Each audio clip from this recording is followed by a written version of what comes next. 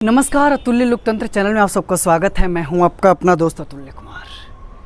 बिहार में heat wave चल रहा है, कहीं कहीं बाढ़ के भी आसार हो गए हैं और कहीं कहीं गर्मी की ये हस्र है और ये हालत है कि शमशान में जगह और शमशान में लकड़ियों की कमी हो गई है। आरा में इसका जिंदा और जागता उदाहरण है कि शमशान घाट में लकड़ियों की कमी हो गई, चिता जलाने के लिए लकड़ियाँ और जगह की कमी हो गई है। ये हस्र है बिहार की अभी स्थिति। बिहार कहीं डूब रहा है तो बिहार कहीं जल रहा है।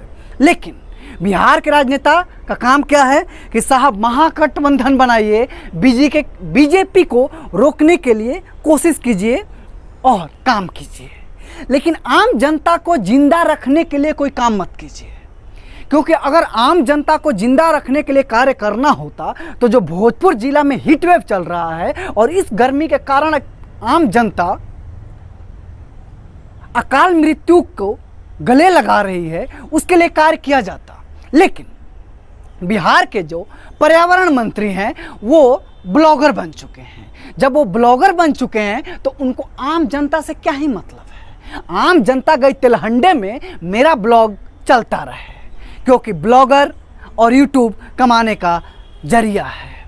जब यूट्यूबर ही बनना है तो राजनीति क्यों कर रहे हैं? जनता के पैसे पर और जनता के रुपयों पर अय्यासी क्यों कर रहे हैं? और जनता का भलाई करने का नाटक क्यों कर रहे हैं? क्योंकि जनता अकाल मृत्यु को गले लगा रही है और आप लोग उसके चिता पे रोटियां सेक रहे हैं। शर्म है बिहार के राजनेताओं को? नहीं है तो कहीं कोसी और गंडक फिर से एक बार उफान पे है कि बिहार की आम जनता को और बिहार के आम जनता के घरों को और उसके सपनों को बहा के ले जाऊंगी। तो कहीं एक बार बिहार में सूर्य भगवान अपने चरम पे हैं कि बिहार की आम जनता को और उसके भविष्य को और सपनों को जला के राख कर दूंगा। तो कहीं राजनेता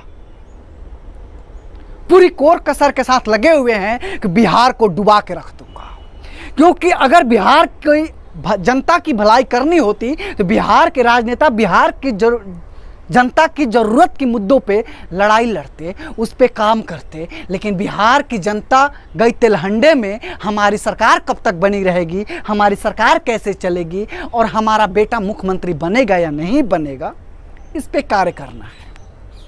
तो बेटा से याद आता है कि हम लालू प्रसाद यादव को बुरा भी नहीं कह सकते, क्योंकि हर एक बाप की जिम्मेवारी है। हर एक बाप चाहता है कि मेरा बेटा चाहे लंगड़ा हो चाहे लूल्हा हो, लेकिन सबसे बड़ा महान हो।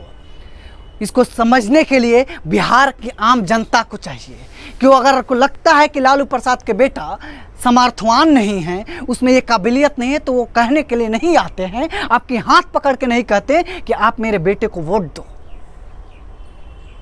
आप उसको वोट दो जो आपके लिए काम करता है। लेकिन नहीं, जातिवाद का जहर हमारे नस में और हमारे रगों में इस तरह डाल दिया गया है कि इसको निकालने के लिए और इससे निकलने के लिए शिक्षा जरूरी है। और शिक्षा के लिए सरकार तो पहले ही से ताला लगा के बैठी है, क्योंकि उसको पता है कि जिस दिन बिहार की जनता चाहे देश की जनता शिक्षित हो जाएगी तो राजनेताओं से आंख में आंख डाल के पूछेगी कि तुमने किया है क्या।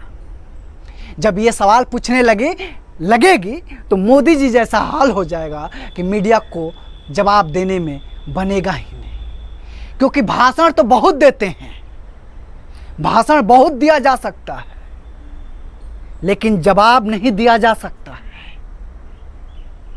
जवाब देने के लिए काम करना पड़ता है और काम करने के लिए नियत और इच्छा शक्ति की जरूरत होती है, जो कि हमारे देश के राजनेताओं में बहुत कम ऐसे राजनेता हैं जिनमें बची है, और जिनमें बची है वो भी अब खत्म होने के कगार पे हैं। तो साहब एक बार और बता दूं आप लोगों को कि अभी बिहार में महागठबंधन चल रहा है और यूपीए की जगह इस पार्टी का और इस महागठबंधन का नाम भी बदलने की कोशिश की जा रही है, जिसका पीडीए नाम रखा जाएगा, पेट्रियोटिक डेमोक्रेसी अलायंस। अब क्या नाम रखा जाएगा और ये क्या होगा, ये तो आने वाले वक्त में पता चलेगा। लेकिन बिहार के किशनगंज में एक और ब्रिज ढह गया, और ढहने का कारण क्या हुआ ये तो अभी सेंट्रल गवर्नमेंट बताएगी। क्योंकि ये जो ब्रिज और ये जो पुल बन रहा था, ये सेंट्रल गवर्नमेंट का प्रोजेक्ट है, भारतमाला, जिसके कारण जिसके तहत ये ब्रिज बन रहा था किशनगंज में, जो कि ढह गया है। लेकिन मैं बताना चाहूँगा अपने राज्य सरकार को और उनकी आंखें खोलने की कोशिश करूँगा कि बिहार के जितने भी ब्रिज हैं, जितने भी पुल हैं, वो समय से पहले ढह जाएंगे। इसका गारंटी मैं लेता हूँ, ताल ठोक के लेता हूँ। क्यों? क्योंकि बिहार में बालू माफिया इस कदर से बढ़ा है कि हर एक नदी के और हर एक ब्रिज के पाया के नीचे बालू की खुदाई इस कदर से की गई है, इस तरह से बालू ढोया जा रहा है कि हर एक पाया का और हर एक पिलर का बेस खत्म होने के कगार पे आ चुका है।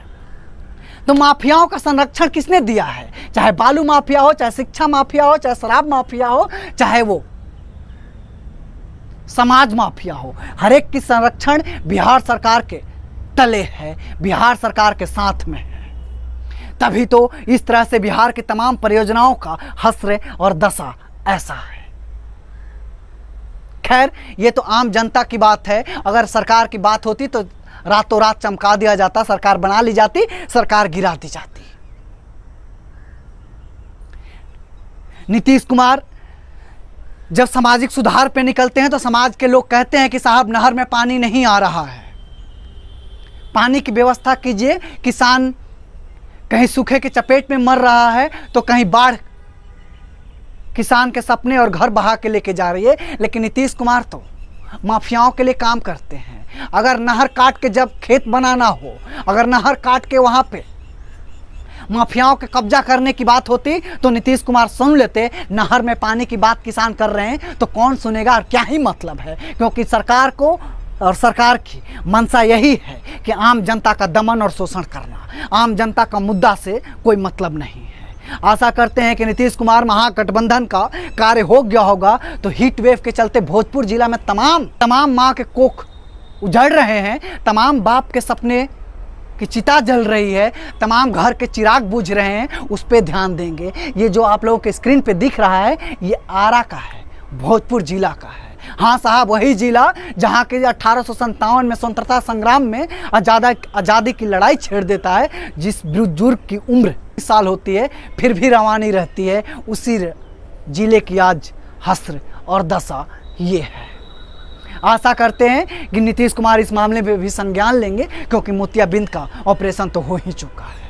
आज के वीडियो में इतना ही, अगली वीडियो में फिर मुलाकात होगी। तब तक के लिए जय हिंद, जय बिहार, खुदा।